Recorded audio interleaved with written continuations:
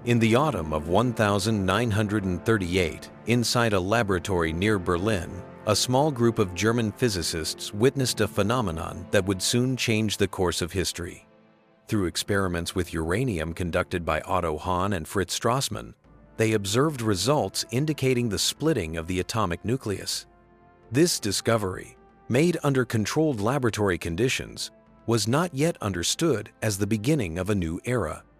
But at that moment, Germany, already standing on the threshold of another world war, had uncovered the scientific foundation for a potential weapon of unprecedented power.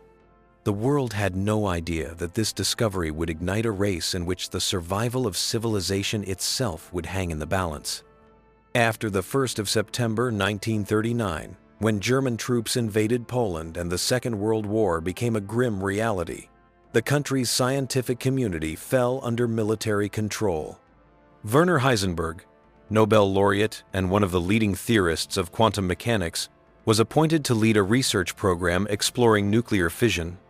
At first, the work was viewed as a way to develop a new energy source. But by 1940, the German High Command began to see a different possibility: the weaponization of that energy. By early 1941, the Ministry of Armaments and the Wehrmacht had organized a network of laboratories and research institutes known collectively as the Uranium Club. The main facilities were located in Berlin, Leipzig, and Heidelberg. The scientists focused on two parallel directions: uranium-235 and plutonium, which could be produced in a reactor by bombarding uranium with neutrons.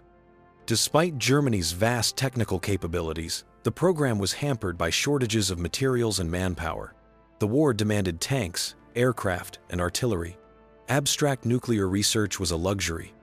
Nevertheless, German records from that period show calculations proving that, with enough fissile material, an explosive chain reaction was theoretically possible.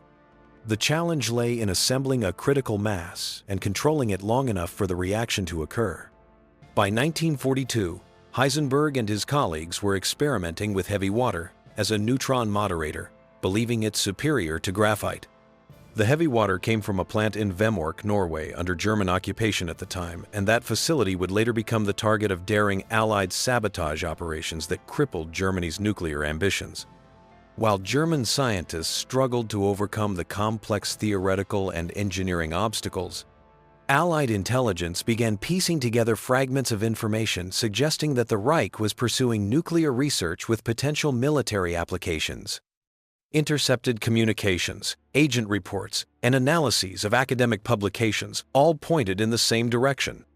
The possibility that Nazi Germany could build an atomic bomb caused alarm at the highest levels of the Allied governments. The world was beginning to fear a new kind of war, one fought not by armies, but by physics itself. By 1942, President Franklin D. Roosevelt had authorized the start of the American atomic program, the project that would become known as the Manhattan Project.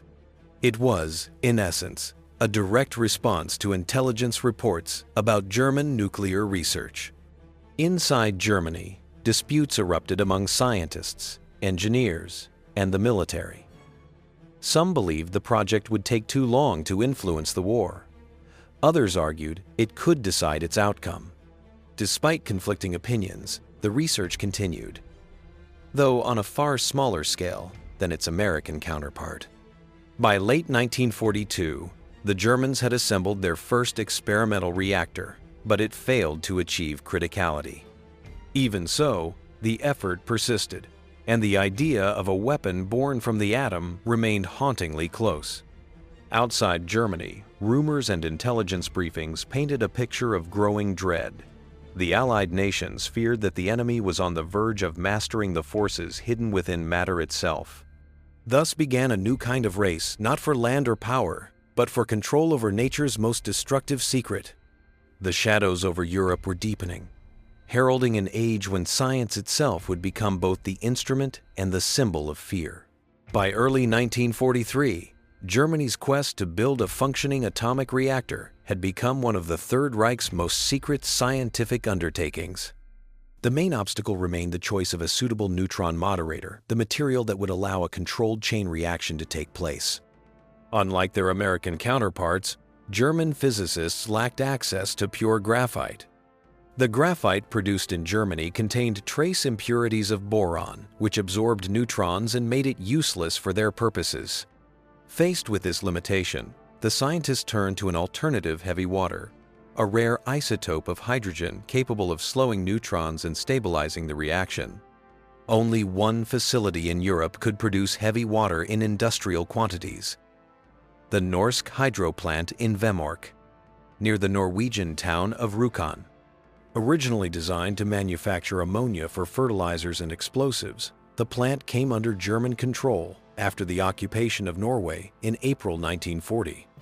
It was here that the Reich began large-scale production of heavy water using electrochemical isotope separation. By late 1941, German researchers had already received several shipments of heavy water, enabling the construction of experimental reactor assemblies in Leipzig and Berlin. However, Allied intelligence soon discovered the strategic importance of the Vemork plant.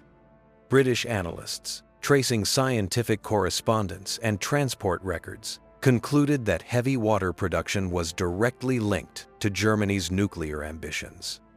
This conclusion was soon confirmed by information from Norwegian resistance agents on the ground. In London, the decision was made to eliminate the facility.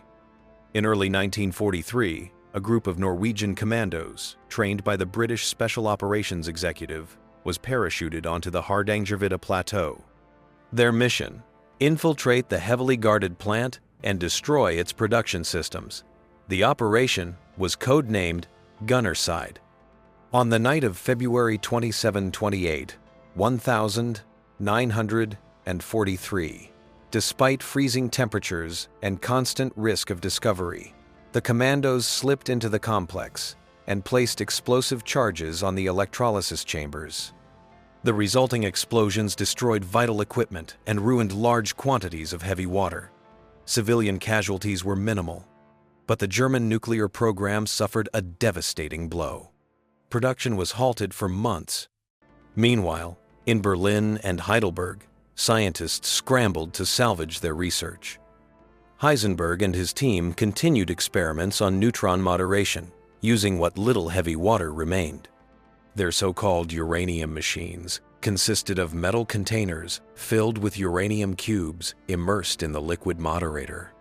In 1943, in the basement of the Berlin Institute for Physics, they built the experimental setup known as B8, where they measured neutron flux and reactivity. Yet despite their efforts, the assembly failed to reach critical mass. The situation deteriorated rapidly. Shortages of materials, power cuts, and Allied bombings made systematic research nearly impossible. Military authorities demanded progress, but the scientists could not deliver results within the limits imposed by war. As German resources shifted toward the Eastern Front, nuclear research lost priority. After the Vemork sabotage, the Allies took further measures to ensure the plant would never resume operation. In February 1944, Norwegian agents intercepted a ferry transporting barrels of heavy water across Lake Tinsjø. On February 20, explosives placed aboard the SF Hydro sank the vessel along with its cargo, effectively ending Germany's supply of heavy water. By that time, German scientists realized the project was collapsing. Even if a reactor could be built, producing enough uranium-2, 3, 5 for a bomb was impossible without massive industrial facilities the Reich no longer possessed. Nonetheless, the research continued in secret basements and mountain tunnels, sustained more by scientific curiosity than by hope of victory. The Allies, unsure how close Germany had come, maintained constant surveillance. Intelligence agencies feared that somewhere in the ruins of Europe, in a hidden laboratory or bunker, a new chain reaction might still be waiting to begin. The war was reaching its climax, and the shadows that hung over Europe were darker than ever. The shadows of a weapon that might have changed the world forever. By mid-1944, the Allied command had come to a clear conclusion. Germany's nuclear research could not be ignored. Despite devastating losses and constant bombings, the Reich still possessed a formidable scientific infrastructure, universities, laboratories, and the world's most accomplished physicists. If those resources were left unchecked, the consequences could be catastrophic. Thus began one of the most secret operations of the war, a mission that combined espionage, science, and military precision. It was called Operation Alsos. Initiated in 1943 under the supervision of American and British intelligence, Alsos was designed to locate, analyze, and if necessary, seize every trace of German nuclear research. The mission was led by Colonel Boris Pash, a former counterintelligence officer who had previously worked on security for the Manhattan Project. His scientific advisor was Samuel Goudsmit, a Dutch-born physicist who personally knew many of Germany's leading researchers. Their objective was not only to prevent Germany from developing the atomic bomb, but also to ensure that such knowledge did not fall into Soviet hands. The operation began modestly in Italy, following the collapse of Mussolini's regime. Early searches yielded little. The laboratories there were minor branches, far removed from the core of Germany's research. The focus soon shifted north, toward France and Germany itself. As Allied forces advanced after the D-Day landings in June 1944, Alsos teams followed closely behind, investigating universities, factories, and warehouses for signs of nuclear activity. In November 1944, Allied troops captured Strasbourg, home to the Kaiser Wilhelm Institute of Physics. Inside, investigators discovered scientific papers, reactor components, and notes by Werner Heisenberg and his colleagues. The documents confirmed that Germany had been actively studying uranium fission and neutron behavior. There was no proof of a functioning weapon, but the evidence revealed a level of progress that deeply unsettled the Allied command. Following these discoveries, Alsos shifted its focus to capturing the scientists themselves. Intelligence reports suggested that Heisenberg and other key figures had retreated south, away from the advancing front. Pash's teams moved rapidly through southern Germany in the spring of 1945, racing not only against time but against Soviet forces advancing from the east. In April, near the small town of Haigerloch, the search finally paid off. Hidden beneath a church in a stone cellar, Allied troops found an experimental reactor, a lattice of uranium cubes suspended by cables and surrounded by graphite blocks and traces of heavy water. Though the assembly had never gone critical, it represented a near-complete nuclear reactor. The discovery confirmed that the Germans had come dangerously close to mastering the technology. The equipment, documents, and samples were immediately confiscated and shipped to the United States for analysis. The scientists, including Heisenberg, Otto Hahn, and Carl Friedrich von Weizsäcker, were detained for questioning.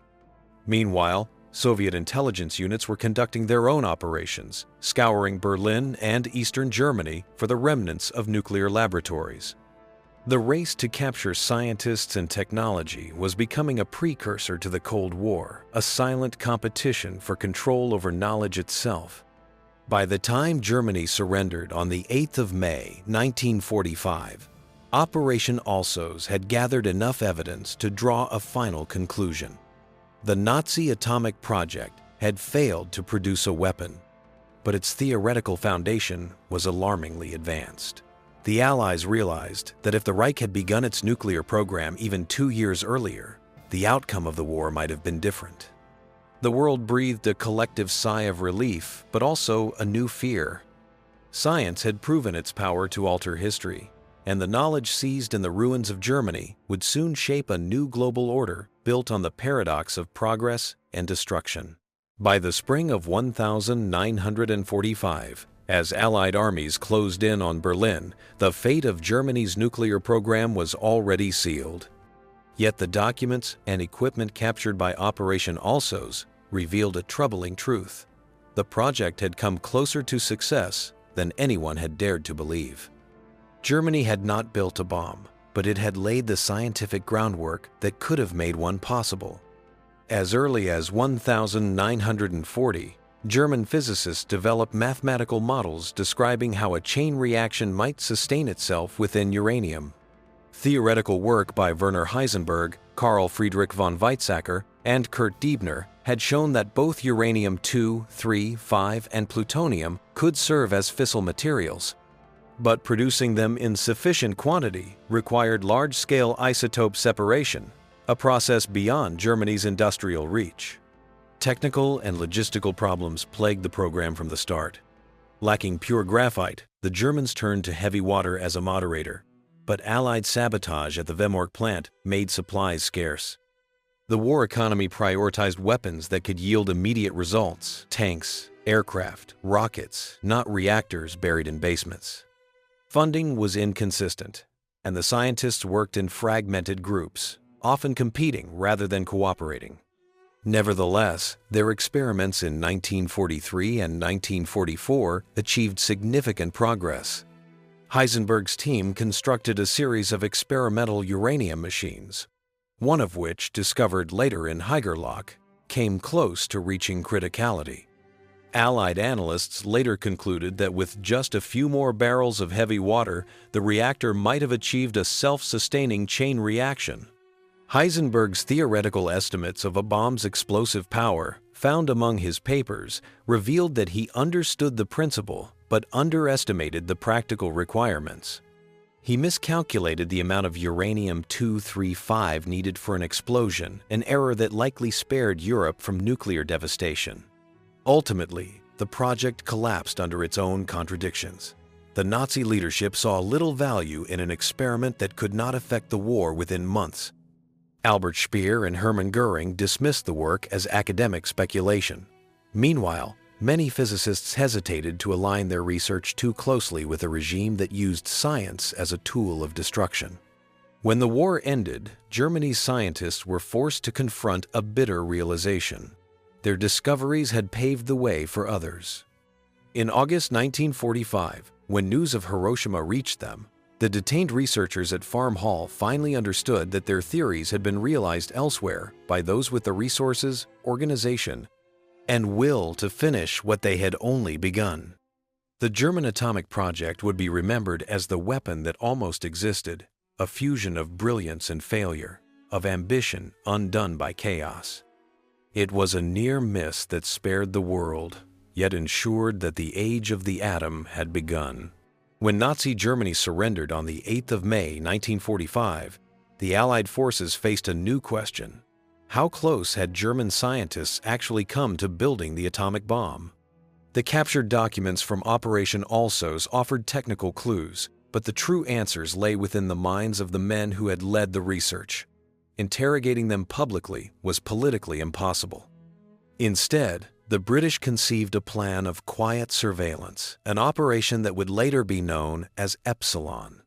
In July 1945, 10 of Germany's leading physicists were secretly flown to England. Among them were Werner Heisenberg, Otto Hahn, Carl Friedrich von Weizsäcker, Kurt Diebner, and other prominent members of the uranium program. They were housed at Farm Hall, a secluded manor in the English countryside near Cambridge. The residence was comfortable and unassuming, but every room was wired with hidden microphones. For 6 months, British intelligence would record everything the scientists said at dinner, during walks, even in their private quarters. Officially, they were protected guests. In reality, they were prisoners. Their mail was censored, their movements monitored, and they were carefully kept unaware of the true purpose of their stay. The goal was simple: to observe what these men would say when they believed no one was listening. On the 6th of August 1945, the silence at Farm Hall was broken by a BBC broadcast. The United States had dropped an atomic bomb on Hiroshima. At first, Heisenberg refused to believe it. He suggested that the explosion must have been chemical, not nuclear. But as more reports came in, the group fell into stunned disbelief. Otto Hahn, whose discovery of nuclear fission had made all this possible, was devastated. He blamed himself, murmuring that his scientific work had led to the deaths of thousands. Heisenberg, once the confident leader of Germany's nuclear research, tried to rationalize the news. he began scribbling calculations, estimating how the Americans might have achieved such an explosion. Within days, he reconstructed correctly the principles of uranium enrichment and the mechanism of the bomb. Weizsäcker concluded bitterly that the United States had succeeded not through genius, but through sheer industrial power. Germany, he said, had never stood a chance. For the British intelligence officers listening in, the conversations were invaluable. They revealed that the German scientists had never built a working bomb and had underestimated the resources required to do so. Heisenberg's earlier miscalculations about the critical mass of uranium confirmed that, despite their brilliance, the Germans had remained trapped in the realm of theory. By December 1945, Operation Epsilon was quietly concluded. The scientists were released one by one, forbidden to work on military or nuclear projects in Germany. Many returned to academia, dedicating the rest of their lives to peaceful research.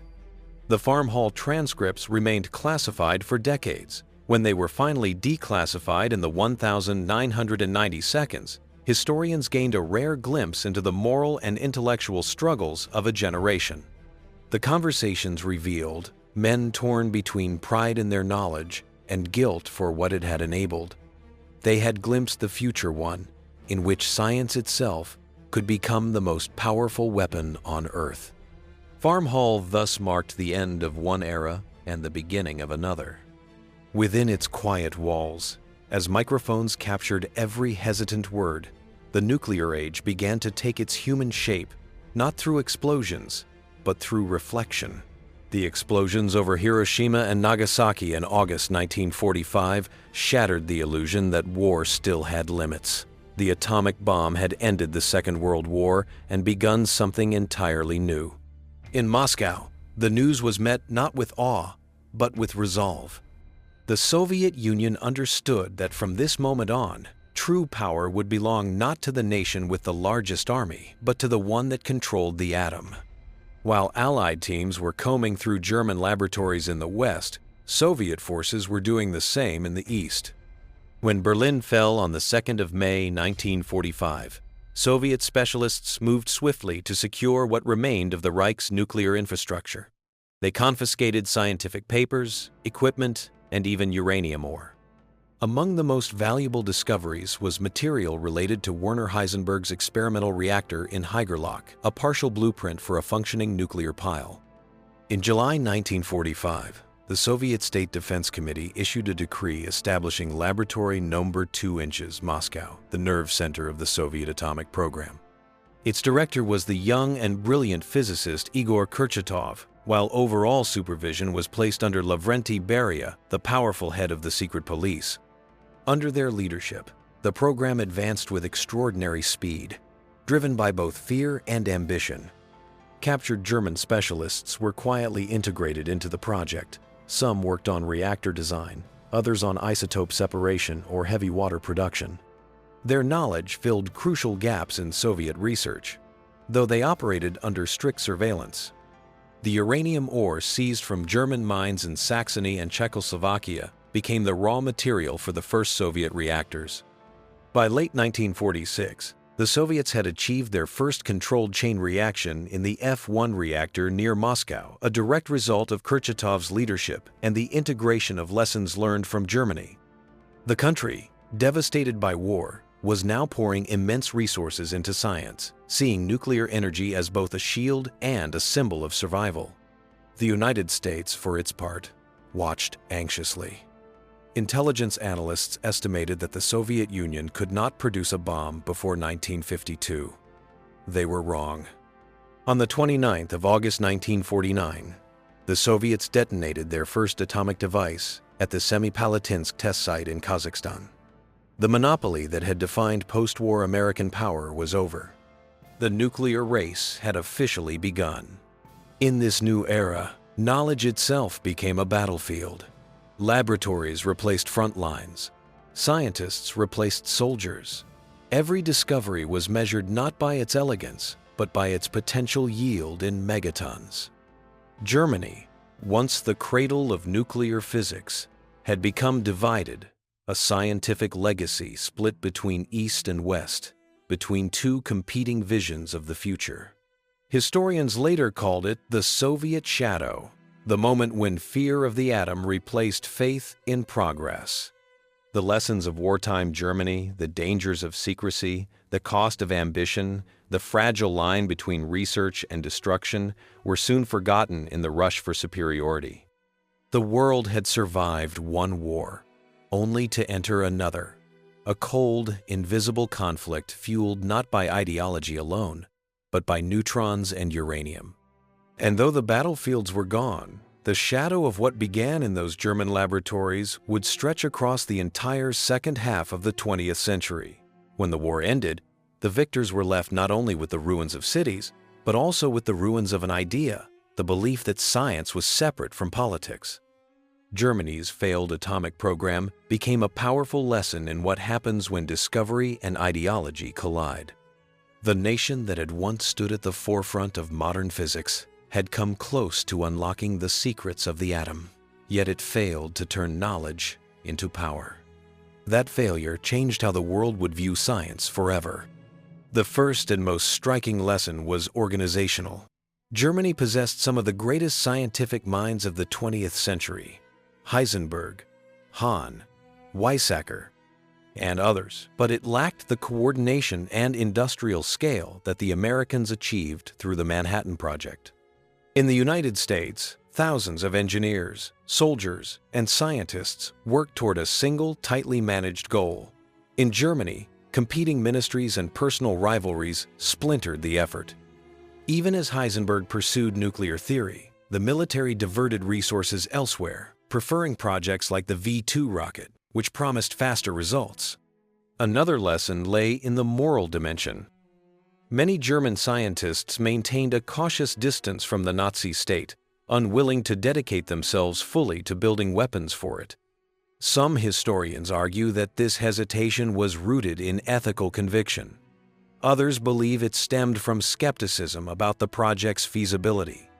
Whatever the reason, it created an invisible barrier between knowledge and action, one that prevented Germany from crossing the final threshold. After the war, the scientific community began to confront what had happened. International conferences between 1946 and 1948 raised a new question. How could humanity prevent science from becoming a tool of destruction again? From those discussions emerged the first efforts at nuclear regulation, including the creation of the United Nations Atomic Energy Commission. The world had realized that controlling information could be as important as controlling weapons. For Germany itself, the lessons were painful. The country that had pioneered quantum mechanics now found its laboratories dismantled and its scientists dispersed. Some worked under American supervision, others under Soviet control. Only years later, as universities reopened, did German research begin to recover. Its focus shifted from military applications to peaceful uses of nuclear energy. Werner Heisenberg, returning to academia, became a public advocate for ethical responsibility in science. His lectures emphasized that knowledge carried moral weight, that discovery without conscience could lead to catastrophe. His reflections helped shape a new philosophy of science, one that recognized the double-edged nature of human intellect. Historians would later describe Germany's nuclear failure as a paradox, a defeat that saved the world. It demonstrated that scientific genius alone is not enough. Progress depends on organization, resources, and above all, purpose. The tragedy of Germany's scientists was not that they lacked intelligence, but that their talents were trapped inside a system built on fear and ambition. The lessons of the German project became the foundation for the post-war world. Strict oversight, international treaties, and a constant awareness that every breakthrough carried both promise and peril. Humanity had entered an era where knowledge itself demanded restraint, and the story of Germany's atomic dream remained as a warning that brilliance without responsibility can bring the world to the edge of destruction. The spring of 1945 brought peace to Europe. But it was a fragile, uneasy peace. Cities lay in ashes, and millions were dead. Amid the ruins, the world began to realize that human knowledge had reached a threshold one beyond which civilization itself could be destroyed. The story of Germany's atomic project became a symbol of that realization, a reminder of how close humanity had come to unleashing its own extinction.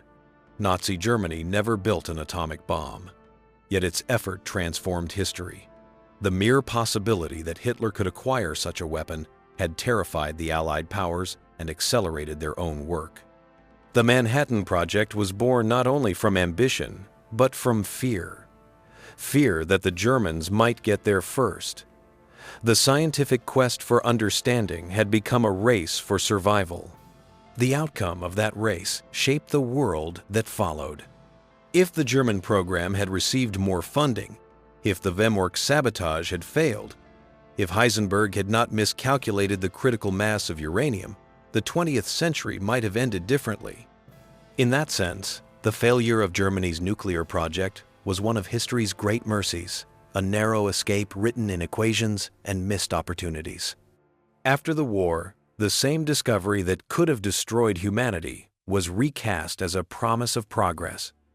Nuclear energy was presented as the key to a new age, cleaner, brighter, more powerful. Reactors began to rise where bombs might have fallen. Yet beneath the optimism lay unease. The same atoms that lit homes could still destroy cities.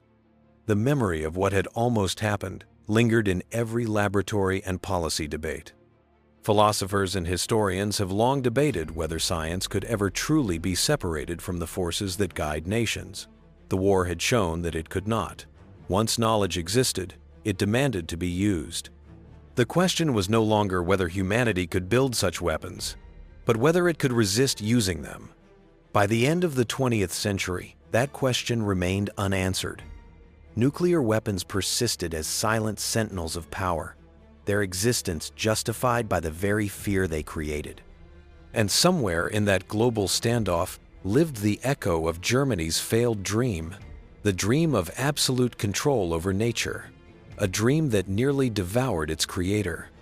The German atomic project stands today as both a warning and a paradox, a failure that saved millions, a triumph of intellect that never found its purpose.